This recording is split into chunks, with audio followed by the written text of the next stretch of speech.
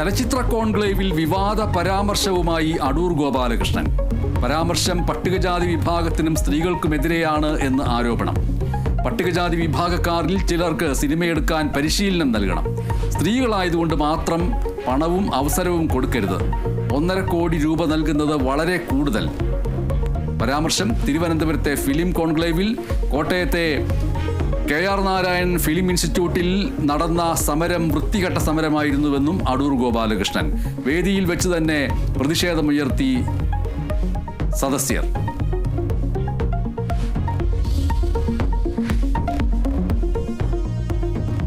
സാനുമാഷ് ഇനി ഓർമ്മ. സംസ്കാരം ഔദ്യോഗിക ബഹുമതികളോടെ രവിപുരം ശ്മശാനത്തിൽ നടന്നു.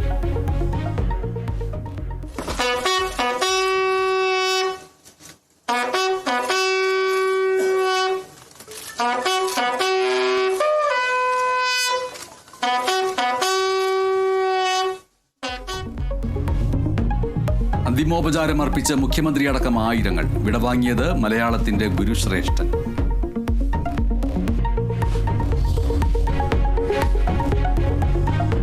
ഇടത് സിൻഡിക്കേറ്റ് അംഗങ്ങൾക്കെതിരെ സർക്കുലറുമായി രജിസ്ട്രാറുടെ ചുമതലയുള്ള മിനി കാപ്പൻ.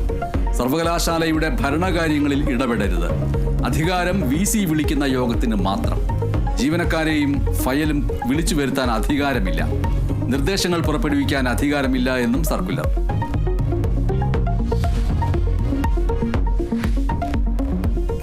വൈസ് ചാൻസലർ നിയമനത്തിൽ പോര് തുടരുന്നതിനിടെ ഗവർണറെ കണ്ട് മന്ത്രിമാർ. രാജ്ഭവനിലെത്തിയത് R ബിന്ദുവും P രാജീവും. സർവകലാശാലകളിലെ സ്ഥിരം VC നിയമനം ചർച്ചയായി. ഗവർണറുമായുള്ള ചർച്ചകൾ തുടരുമെന്ന് മന്ത്രി P Rajeev.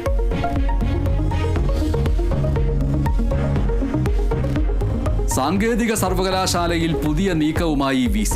Private secretary G ഗോപിനാണ് രജിസ്ട്രാറുടെ അധിക ചുമതല. ഗോപിനെ ജോയിന്റ് രജിസ്ട്രാറായി ഉയർത്തി.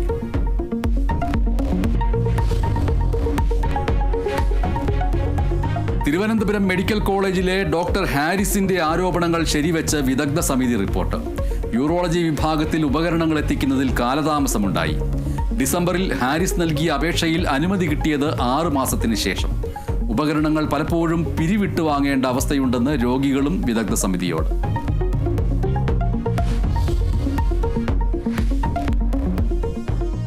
ലഹരി പരിശോധനയ്ക്കിടെ പോലീസിനെ ആക്രമിച്ച കേസിൽ സഹോദരൻ തെറ്റ് ചെയ്തിട്ടുണ്ടെങ്കിൽ ശിക്ഷ ലഭിക്കണമെന്ന് PK ഫിറോസ്. തന്റെ രാഷ്ട്രീയവുമായി സഹോദരൻ ബുജൈറിന് ബന്ധമില്ല.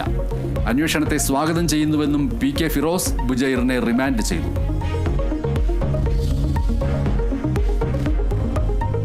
ഛത്തീസ്ഗഡിൽ കന്യാസ്ത്രീകൾക്കെതിരായ കേസ് റദ്ദാക്കുന്നതിൽ അപ്പീൽ നൽകുന്നതിൽ തീരുമാനം പിന്നീട്.